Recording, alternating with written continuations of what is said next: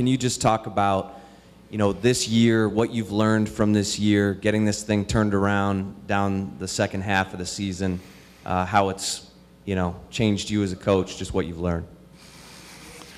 Well, I don't know. I'm not sure one of our teams ever been a whole like we were to start the conference play. And I felt like all along we were close. We just weren't making the plays at the end of the games, and kept being positive with our guys that if they'll continue to work, continue to correct some of the mistakes that we're making, we'll start winning. And that's the biggest thing I tried to do was to stay positive with them, because I realized that it was a young team, and that they did a good job staying together and continue to work hard on the practice court. And I said back then, sometimes it only takes one game to get something turned around. And I thought, the first half against Baylor in Stillwater was one of our best halves that we had played during the season. I think we got up 20 points at halftime, and that's what got us, I thought, going. And then following that up with the win at Texas A&M, I thought lifted the burden of not winning a road game for 2 years, and you could see the confidence in our guys starting to grow and develop.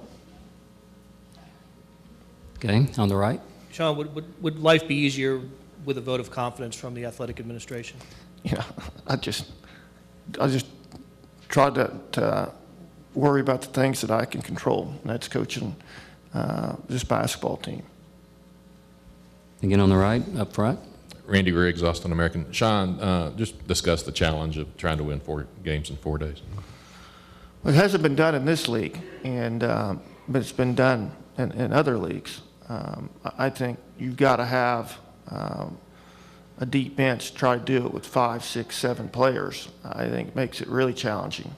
1999, we got to the championship game, and we had to go through Baylor, and then we played 2 emotional games against rival opponents when we beat Oklahoma, and then we beat Texas, and we ran into Kansas and Kemper Arena, and our guys were just gassed second half, and we just couldn't get up and down the court. I think ended up scoring 37 points for the game.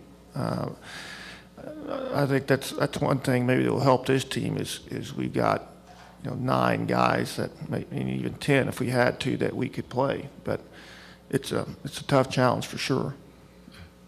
Again on the right. And if I remember 99, the league wasn't anywhere near as good as it is now. No, that's right. Can you talk about just the challenge in this year's league? It's just, I think this is the best that we've ever seen, Blair, in the Big 12 from top to bottom. I don't ever remember it being this balanced, and you've got so many quality teams, and I'd be shocked if the Big 12 doesn't get 6 teams in the NCAA tournament. I think it's a credit to the coaches that we have in this league and the way that they've recruited. The Big 12 has had some great players across the country the last 3 or 4 years, and I think we're going to continue to have marquee guys. You look at Durant last year was the player of the year. Beasley, I think he'll be one of the 3 or 4 guys that will be considered for player of the year this year. Augustine's probably the best point guard in the country. And just, got a lot of really good players and a lot of good teams. You get on the front. Sean, is Obi more so than your other offensive players the guy who seems to be always in attack mode on offense? He's aggressive. He's one of those players that you like because he doesn't have any conscience. If he misses 5 in a row, it doesn't bother him. He thinks he's going to make the next one. And that's one of the things that I admire about him.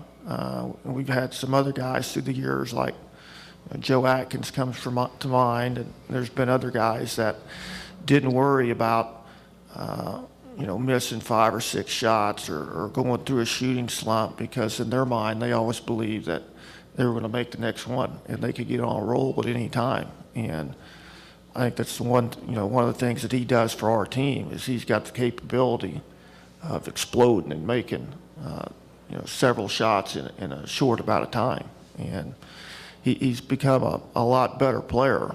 Early he struggled because he wanted to just to shoot jump shots. And his game is more driving and slashing and attacking. And then when three-point shots come, he's a good shooter.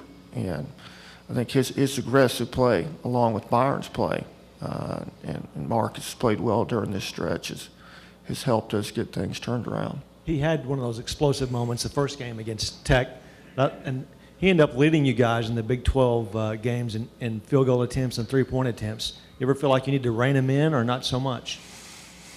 Sometimes, but I just think that he's such an explosive weapon and scorer that you got to give him the freedom to make some plays. And he's done a lot better job of taking care of the basketball.